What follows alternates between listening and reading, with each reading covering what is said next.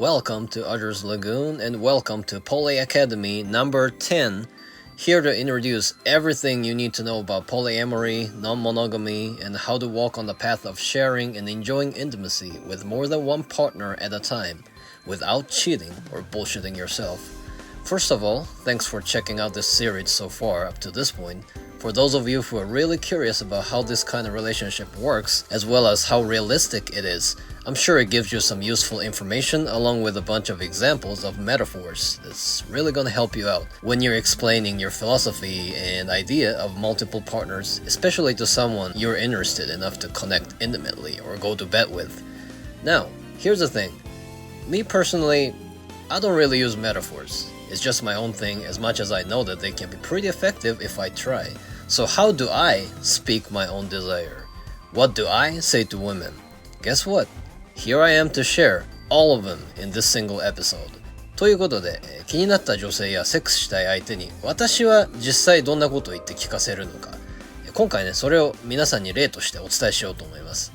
女性の方はね、もし男性との初デートでこんな風に言われたらっていうような感じでね、こう想像しながら聞いてみて、でもって後でね、ぜひとも、感想を聞かせてくださいね。コメント欄にでもね、ツイッター通してで何でも構いませんので、はい。So, before even talking about mono or poly and all this stuff, the first thing I should probably tell you is that I'm a selfish guy. Doesn't mean that there's no compassion or I don't give a fuck about women's emotions and feelings. What I mean by that is I put myself and my own time as my top priority. Even on my days off or, time off from work, I tend to keep myself busy, enjoying my hobbies, working out or working on some projects. And when I do that, I want to eliminate all distractions. So a lot of times when you message me, I might read it or get the notification of it, but you might not hear back from me right away. And vice versa.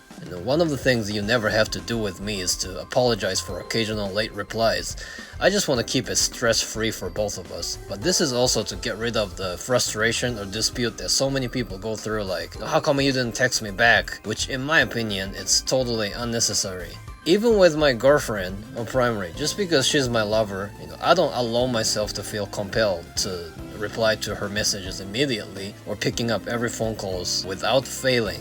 Unlike so many other guys, like, oh shit, I gotta get back to her, or my wife's gonna kill me if I didn't answer her call. Like, I don't necessarily communicate with her like every day either. Like, there's no rule that says just because you're boyfriend and girlfriend, you must text or phone each other at least once a day or anything. Plus, I believe that in order for a relationship to last long in a healthy, happy way, they have to consciously create some time to step back or away from each other. I tell my girl oftentimes, like, we do need some time to miss each other, instead of insisting on spending every weekend together. It goes along pretty well with the fact that I'm definitely not a baby I love you type, and I hate an obsessive or serious codependent type of relationship. In fact, hell, I hate to even witness one.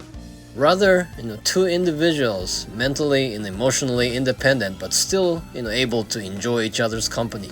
That is how a healthy, happy relationship should look like, in my opinion. So as long as you can create that, I believe that love doesn't necessarily have to be one-on-one commitment. I mean, all this might be something you might not like to hear as a woman, but I do go out and do things I want to do with whoever I want, as many women as I want, at the same time. Not in the same moment, but in the same phase of my life, if that makes sense. I don't have a wild urge to go party out every night, but I do enjoy sharing intimacy and being sexual with different women because every woman comes with a different atmosphere and something unique for me to experience on that level. Now, there are some people who immediately respond to this like, but you can't live like that forever, once you get old, now what? My response to that is, getting married and having kids and all that sounds nice, but I believe that there's something much more important and fundamental people should focus on first when it comes to building a healthy, intimate connection, or something that should be accomplished before so-called settling down, if you ever choose to do so. Put it this way, if you were to ask me, do I only want sex? My answer is yes and no. It all depends on how we click together on some levels and how we don't on other levels. There are some girls who are looking for just that and nothing else, so if you're like that too, I can offer that, no problem. More like, playmates or flirtationship. However, if we have great connection, mutual trust, and understandings, we don't necessarily have to make it all about sex, although sexual equity is very important for me as the bottom line. Like, if you ever thought about what sex means to you, or what kind of sex is good sex for you?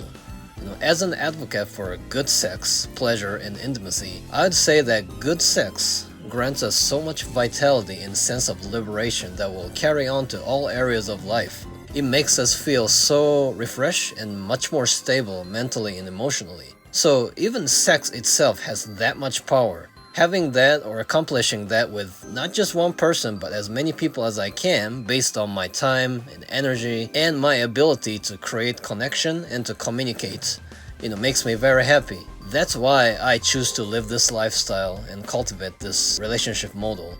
A simpler way to put is, I love women and I love sex, which is more than enough reason for myself to be non-monogamous, and you inspire me enough as a man for your charm and uniqueness.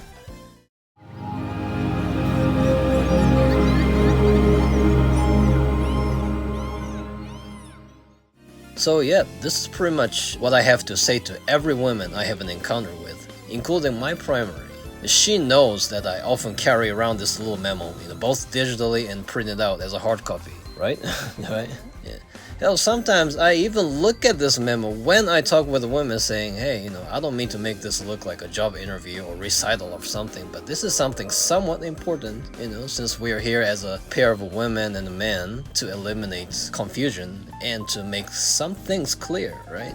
Because English isn't my first language, however, this piece of shit can be a great help for me and thus great help for you too. So as awkward as it may seem, I would rather make use of this than possibly having a hard time verbalizing my thoughts and feelings. Not really because I'm shy or nervous, but simply because I'm stuck on my vocabulary. Well, to be completely honest, to reveal what I'm doing right now, I am reading a script, so I might not be able to speak this fluently in the actual meeting or encounter with the women, but hope this gives y'all some good-ass inspiration or at least something to think about. I will see you in the next episode for your pleasure. How did this sound? Yeah.